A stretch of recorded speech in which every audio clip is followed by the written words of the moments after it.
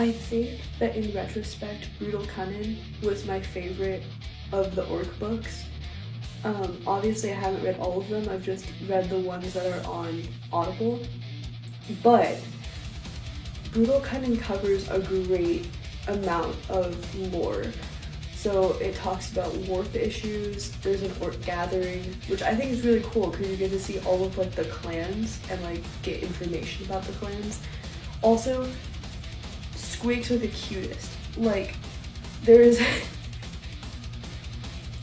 the squig in this book. So squigs, if you're not a Warhammer or Ork person, are these red creatures, and they're usually red, but they're like squishy and they're like blobby, and they have massive teeth, and it's literally just like a round blob with like 2 feet usually and just a huge mouth, and they're adorable. I'll try to put one up on screen because you need to see how cute they are. But there was a squig in chapter 11. That's when it first appears, but don't worry, it sticks around. We're best friends with the squig. Originally, I wanted to name him Yerm, but this is a spoiler, but its name becomes Princess, which just makes me so happy because there's just this thing with teeth and it's like really like freaky, but it's named Princess. And I love that. Like, orcs are the best, and this is why. There's a lot of really cool connections to tech, which I feel like I haven't gotten through other Ork books. Code as another dimension of movement. The people who operate in the mechanical sphere in this book use code as almost like another dimension because they can move through it and follow people through it in a really interesting way. Also, it's a very clear depiction of distinctive individuality versus literally being one entity and like connected in the hive mind. Orcs versus the Adeptus Mechanicus, obviously orcs versus the people in the machinery thing. Casual use of they them pronouns, like literally all the time. Like, there's no gender often. Like, there's a couple people who are gendered, but most of the people in this book are gender neutral. The idea of calculation versus sheer like instinct. Seeing one scene through many perspectives, I love that feature. Epic mechie battles. Needs a bit more Warhammer background, but you can keep up with it even without knowing a lot. I love the description of machinery, and it's very clear the adventure is supposed to continue. Like, it ends on a note that's like not finished, and so it kind of allows for more to happen later. I love it. It was such a good book. Okay, so I haven't just been reading Warhammer horror. I also have been getting really into orcs thanks to the amazing TikToker that I found. I will definitely tag, technically a podcast, I think there's 2 of them, but the videos about the orcs made me want to read these books so bad. So I started reading Warboss.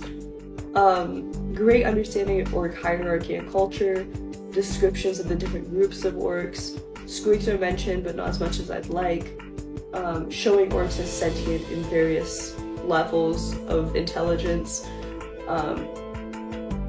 There's a great representation of orcs. In terms of the audiobook, the voices are very fun. Spicy romance lovers take notes. If you like really deep, gravelly voices with accents, I don't know.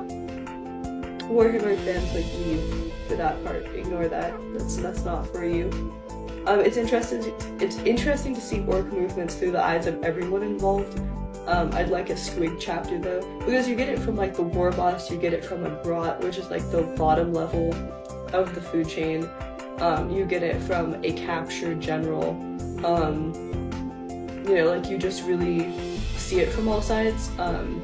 In a way that's like really interesting, because you get someone confused about the motivation, and then you get like the orc motivation, which is literally just let's fight. Like, for no reason, but like, I'm down. Like fight me right now. It's very feminist and gender equality without forcing it or really thinking about it. Female commanders and fighters are just shown effortlessly. And also gender neutrality is just like a fact of life. It's not even a major point. There's an underhiver, someone who lives like under the city, and the captured general meets them, and he's just like, are you male or female? And they're just like, it doesn't matter, I'm not going to kill you. What more could you ask for? Stop asking me this. Which is just fun, I like it. The chapter titles start degrading as they're read by the orcs, because the orcs can't count that high. And so at a certain point, around like 15 or something, they're like, there's a 1 and a 6.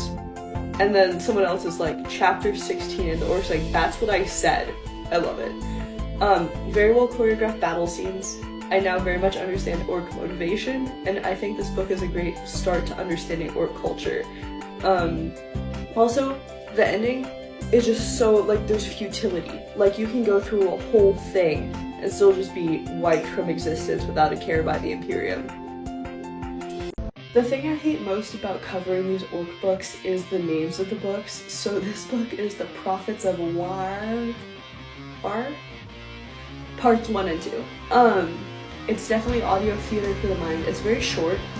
There's great music, great voices, great sound effects. It has a lot of mechs again, like people who are really techie.